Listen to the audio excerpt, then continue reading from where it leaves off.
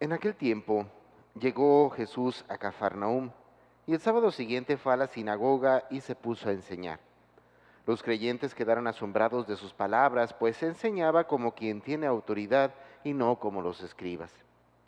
Había en la sinagoga un hombre poseído por un espíritu inmundo que se puso a gritar: ¿Qué quieres tú con nosotros, Jesús de Nazaret? ¿Has venido a acabar con nosotros? Ya sé quién eres, el Santo de Dios. Jesús le ordenó: cállate y sal de él.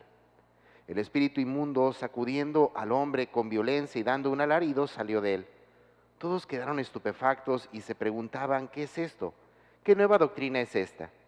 Este hombre tiene autoridad para mandar hasta los espíritus inmundos y lo obedecen.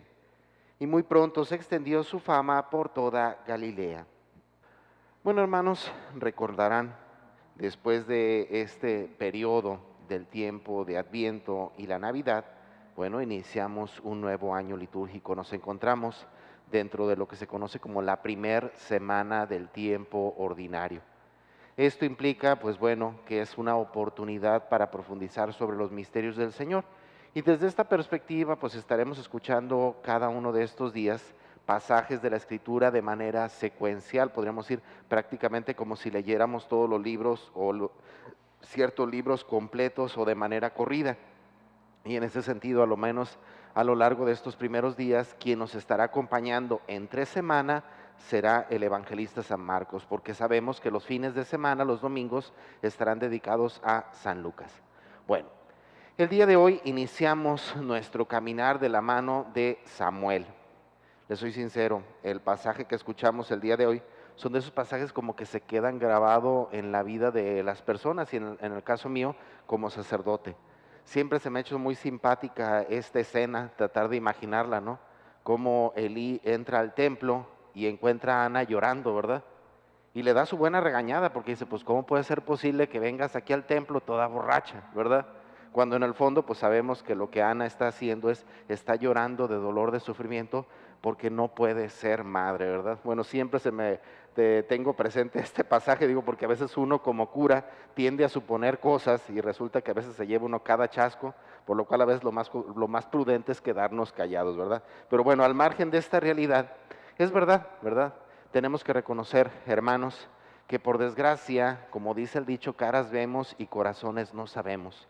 Ciertamente el interior de cada persona es un misterio. El interior de cada persona es algo sagrado, por lo cual ante esta realidad tenemos que ser, por una parte, respetuosos, pero también prudentes.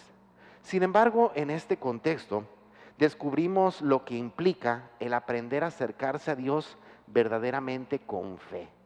Y digo esto porque escuchamos de manera particular cómo Ana, al acercarse a Dios, pues ciertamente ella va cubierta de tristeza, de dolor, bañada en lágrimas, pero tras orar a Dios, literalmente su rostro cambia por completo, ¿no? De tal manera que su rostro ahora refleja una gran paz, una gran tranquilidad. ¿Por qué digo esto? Bueno, hermanos, porque literalmente esta es la expresión más clara de lo que implica tener fe, ¿sí?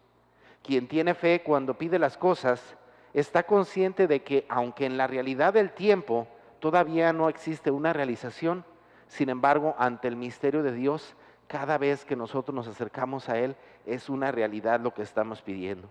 Y esto como tal debe de llevarnos a la paz y a la tranquilidad. Y digo esto porque normalmente cuando nos acercamos a Dios más encarecidamente es cuando estamos pasando por momentos de crisis, por momentos de dolor, por momentos de dificultad. Lo más curioso es que si somos conscientes, nos acercamos, pedimos a Dios y bueno, aunque recuperamos algo de tranquilidad, muchos de nosotros nos vamos aún preocupados, ¿verdad? Muchos de nosotros nos vamos con el temor ante la inseguridad de la situación que estamos pasando. Primer elemento, ahí se nota claramente que no tenemos la fe que verdaderamente requerimos, ¿verdad? Porque si tuviéramos esa fe, literalmente nos pondríamos de pie, literalmente seguiríamos adelante con la certeza de que aunque estemos pasando una realidad difícil, en la realidad temporal, en el misterio de Dios, es una realidad su escucha, es una realidad la realización de ese gran misterio. Quizás podemos entender más ampliamente la profundidad de esta realidad en torno al Evangelio del día de hoy. Comenzamos, o bueno, escuchamos, podríamos decir, en la versión de San Marcos, lo que es el primer milagro de Jesús. ¿Y cuál es ese primer milagro que Jesús hace en el Evangelio de San Marcos? Pues bueno, es la expulsión de un demonio. Para San Marcos tiene una gran significación este tipo de milagros, este tipo de prodigios. ¿Por qué? Porque en primer lugar San Marcos quiere que entendamos que la misión fundamental de Dios es liberarnos. Liberarnos en este caso de la expresión de un demonio, pero en la realidad de nuestra vida ordinaria es liberarnos de todas las cosas que nos atan, es liberarnos de todas las cosas que nos amarran, es liberarnos de todas aquellas cosas que no nos dejan ser felices.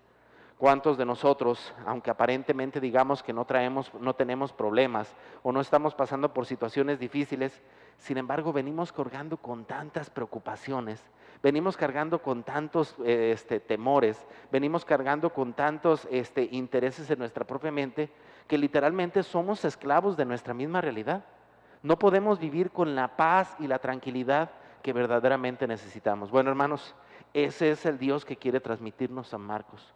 Un Dios que viene a liberarnos de todas aquellas cosas que nos atan.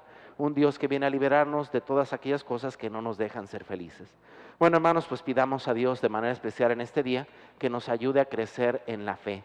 Quien verdaderamente se acerca con fe a Dios, aunque en la realidad temporal sabe que aún no se han realizado los designios de Dios, sin embargo en el misterio del tiempo de Dios sabe que es una realidad. Porque quien tiene fe ha descubierto la verdadera libertad. Y ese es el cometido fundamental de Dios, liberarnos de todas las cosas que nos atan, liberarnos de todas las cosas que no nos dejan ser felices.